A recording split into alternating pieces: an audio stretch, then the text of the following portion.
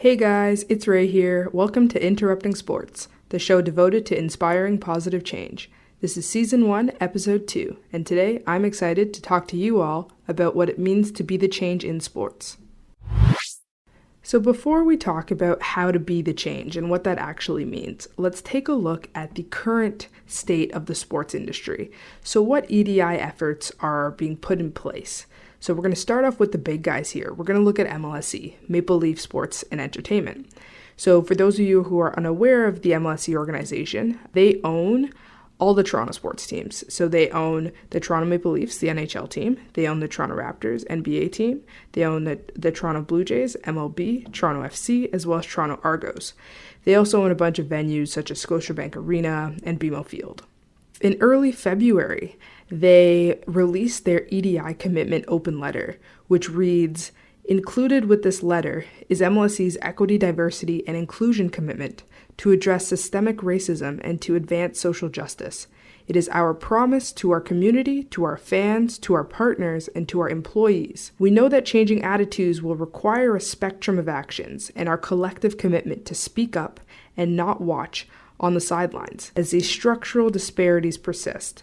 We will invest in the potential of all individuals to build a more inclusive and resilient future and believe that the possibilities that follow will be game-changing." So that was a statement that they released. That's at the bottom of the letter there. And the reason that I'm bringing this up, there's a few things here in the statement that I like. One, they include their statement as MLSE being game changers. That's a big part of what they stand for, bringing the world to its feet. That is their statement. But what I like here is that they don't just say, we're supporting diversity and we're supporting inclusion because that's important, but they actually say what that means to them, right? Because they talk about investing in the potential of individuals. So not only being more inclusive just to say that they're more inclusive and look, we got a black guy on the team now. No, they're actually talking about looking at our future and why it's important that we're coming up with new possibilities to follow their game-changing commitment. But this is a very good PR statement. But one thing I wish that they did was that they listed exactly what their commitments are. Like, thank you for saying that you are committed to addressing systemic racism and advancing social justice, but how are you going to do that? Now, let me say they do their part. Obviously, they would be held accountable if they didn't. You can see on their MLSE PR Instagram and Twitter page their efforts towards all their commitments and everything that they've claimed to want to support. I just feel that it is necessary to include in that statement, this is how and what we want to do ABC, because then you're showing not only are we trying to just protect ourselves by supporting what everyone wants us to support, but we actually believe in it and we're ahead of the game because we're going to do A, B, and C. So it's taking that extra initiative. But either way, overall, loving this PR statement. It's great to see this unity coming from Toronto and a city that's so diverse. So that's great. Just wish they would have outlined their commitments in there. But we know that we can hold MLSE true to their commitments because we have seen them countless times go above and beyond with reaching these goals. On their social media pages, we see them out with kids with their MLSE Launchpad Game Changers campaign, promoting the future of sports and that next generation. So we know that we can hold them accountable. Now it's just a matter of seeing what happens. Okay, so now that we've looked at what the industry is doing or what some big players in the industry are doing, let's look at us. Us as in my generation, Generation Z. What are we doing with this information? We're on Instagram. You follow MLSE PR and you see this statement. What are we doing with it?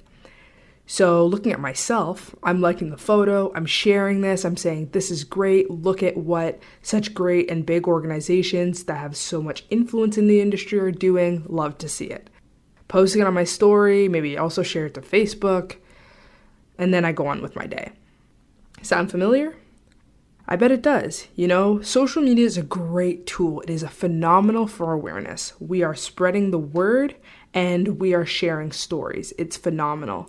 When it comes to reposting these kind of issues and these kind of statements, we're not doing enough. When you really look at, okay, why are we doing this? Am I doing this to show other people that I've seen this and I agree with it? Am I doing this to protect my conscience, even if that's not my intention? There's natural biases that we have, and it's understanding why we do this. My point here, that one takeaway is reposting is great. It shouldn't stop, but we should not stop there. This is not enough. Calling all my brothers and sisters, all my friends out here, colleagues, we can do more. So let's explore what being the change is, what that means, and how we can do that. Okay, so I mentioned awareness and how social media helps us promote awareness. It's a great tool, but that's exactly what it is. It's a tool. So what is awareness? Awareness is conversation.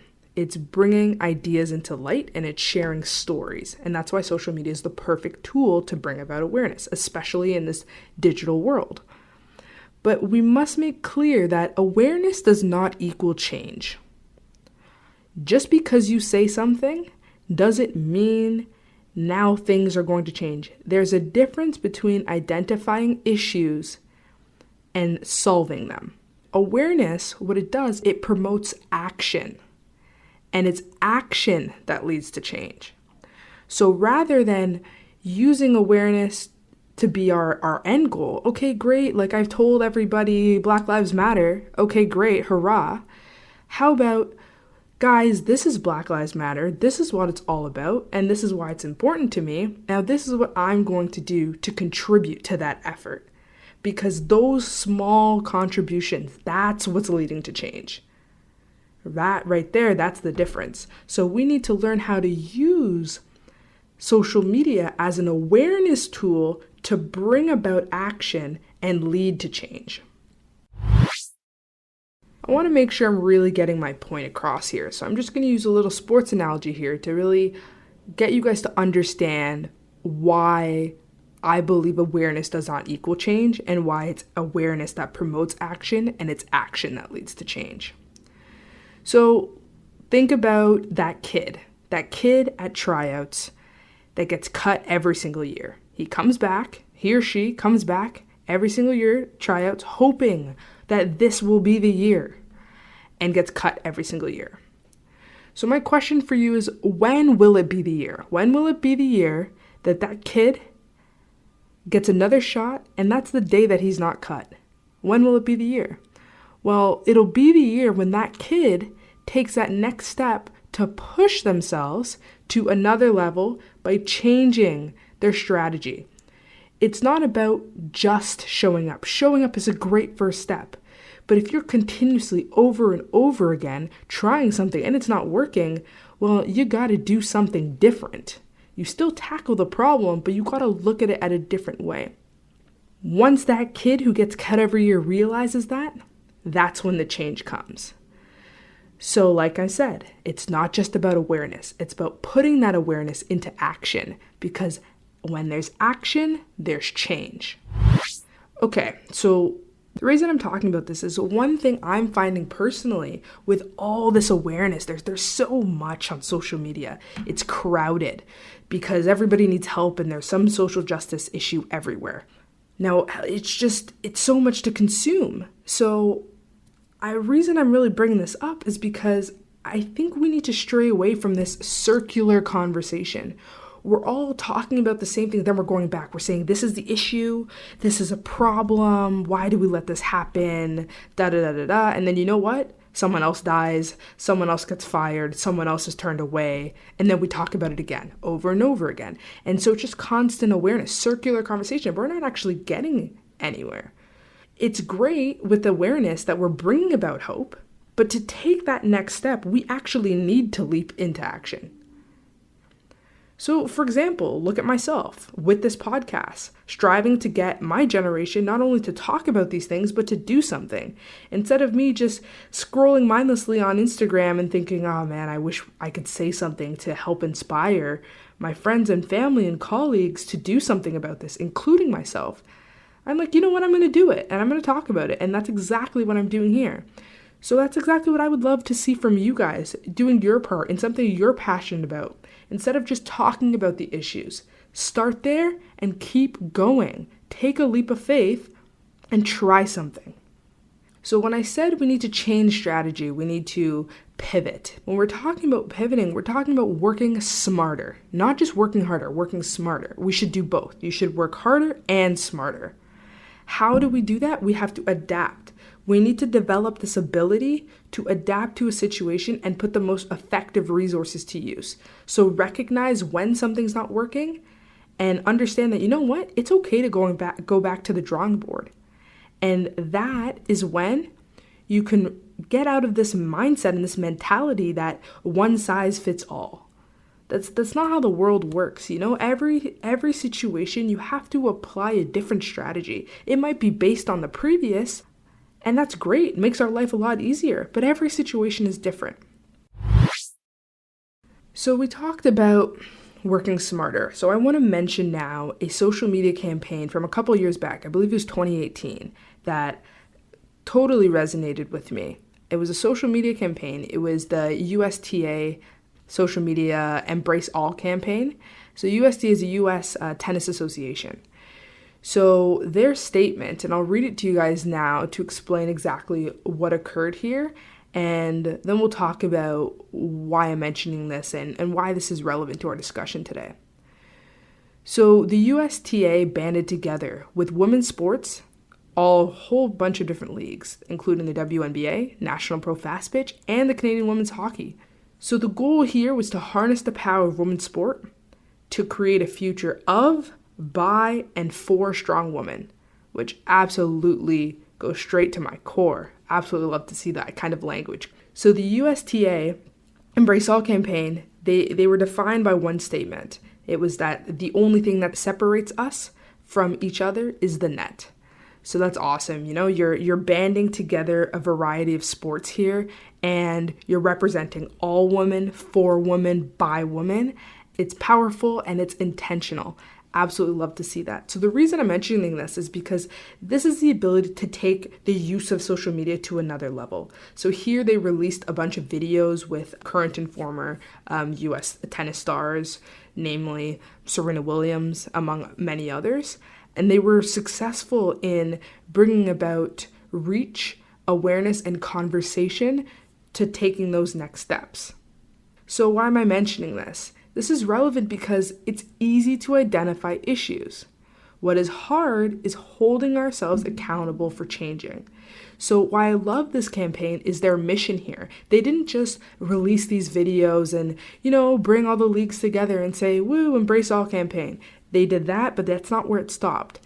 Here's their mission statement. And this mission statement you'll see here is why this sets them apart. And this is why you can see that they're going the extra mile. So their mission here was, we all deserve to experience the incredible and lifelong benefits of playing sports. She is, USTA, represents a progressive step in showing that sports and the sports world and its fans that women's sports are worth watching and supporting. That is awesome. Now they're showing, okay, here is our purpose here. We're trying to tell you that not only are there benefits of playing sports and that applies to everyone, but we're also showing you with the She Is campaign that this is a progressive step because we need to show the world that women's sports are worth watching and worth supporting. And that is phenomenal. I absolutely love that campaign. This was a couple years back, but I'm just trying to show the difference between putting that actually into place versus just saying this is what's going on and identifying issues. Now let's talk about what can our generation do once we see these campaigns? Because I mentioned, we're sharing them, we're reposting them on our story. We should still do that. That's great. We want to spread the word. Absolutely. But let's go more into this. Let's see, how can we be involved?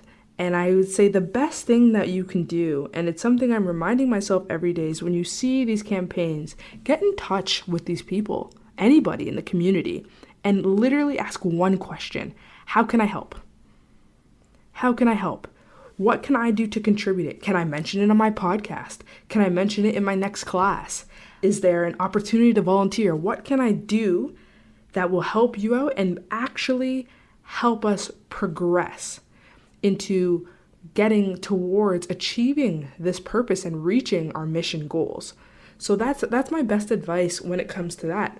But how do we actually get there? So our solution here, instead of just being on awareness only and being on change and being the change, we need to lead by example. Because leading by example, others will follow. But I believe each and every one of us are capable of taking that initiative. Because all of us have some form of leadership in us. You don't have to have the loudest voice in the room or just be the most intimidating looking for people to want to listen to you. The power is in each of us to be a leader in our own way. So that brings me into our next segment, which we're going to talk about becoming the best version of yourself, because that is truly how I believe you can lead by example and be the person that others will follow. Hey guys, I just want to take a moment for a second and mention our newsletter. You can subscribe to our newsletter on interruptingsports.com to stay up to date on all things interrupting sports. So you receive the latest podcast episodes, news, and blog posts right to your inbox. So head to our website and scroll down to the footer, enter your name and email, and just click subscribe, and you'll be up to date with everything interrupting sports. Okay guys, now we're going to talk about probably my favorite topic to talk about. I think I can make an entire show just devoted to becoming the best version of yourself, but I will only subject you guys to a few minutes. So, what do we mean becoming the best version of yourself? We're talking here about reaching your full potential. So to become the best version of yourself and reach your full potential, you need to focus on personal growth each and every day. If you take away anything from today, it's focusing on personal growth every day. So how do we do that? First, you need to do a little bit of self-reflection and figure out, what do you want to become? Who do you want to become? Look at maybe others that inspire you. That's a great place to start, and think about what kind of life that you would like to live and maybe what kind of impact you want to have on the world. And then you earn it. So how do we earn it? You set those reasonable, achievable, and challenging goals, and you attain those goals and slowly become that person over time. So last episode, I mentioned having a personal bubble, how we're all in this bubble, and that if you're not pressing up against those walls, you're never going to expand that bubble. This is how we expand the bubble. It's setting those goals and working every day to achieve them, to grow. It's about developing these habits, because the point is to set yourself up for success. You're not trying to set yourself up for failure. You need to set yourself up for success. So you need the right resources and tools to do that. But also, even more importantly than those tools and those resources, to set yourself up for success, you need the right mindset. Mindset is key, literally, to everything. You can be the most qualified person for a job, but if you mentally convince yourself that you cannot achieve something, it doesn't matter about your qualifications or your previous experiences. You're going to psych yourself out. So now, how do we have that mindset? First thing is about acknowledging your current situation, your current state, and accepting it. You know what? This is my starting point, and that's okay. This is my starting point. For example, me, I'm starting a podcast. Do I know many people that are going to listen to it? Not really. But that's not what it matters. What matters is why I'm doing it. I'm doing it to touch at least one person, to get that voice out there and this conversation started. That is the point. And that's why I keep posting, keep releasing episodes, because it doesn't matter how many listeners I have. It matters that someone is listening. That is it. Just someone. So that's all mindset. It all comes to that. It's understanding your worth of what you have to put out there. And understanding that, you know what, you deserve to be that better version of yourself and have that better life. So you've set your goals, you're trying to expand that bubble with those tiny habits to get to where you have to go, and you've accepted your situation, you've acknowledged that this is your starting point and it's only up from here. Now what? Hardest part, holding yourself accountable. Holding yourself accountable and understanding that, hey, even if I fall off track, I just got to bounce back tomorrow's a new day. We got to keep going. That is the hardest part. So that's why I said finding your inspiration is the key here, because you need that anchor that's going to reel you back in when you fall off, because you have to understand you're human. You're going to fall off, So finding inspiration is key. Okay, so here's a personal example for me of how I've been implementing my strategy to reaching my full potential. I developed what I call a watch me mentality. So as I heard stories of other people of color being, turned away from jobs or not making that hockey team, whatever it is, I didn't really see anyone who looked like me that achieved what I was striving to do, and that's working in sports or, getting into that school, being in that program, whatever it may be. I didn't really see anyone that looked like me. So that actually didn't really stray me away from it. If anything, it motivated me. I function with my watch me mentality, and let me just explain what that is. So when I see underrepresentation, what I see is opportunity.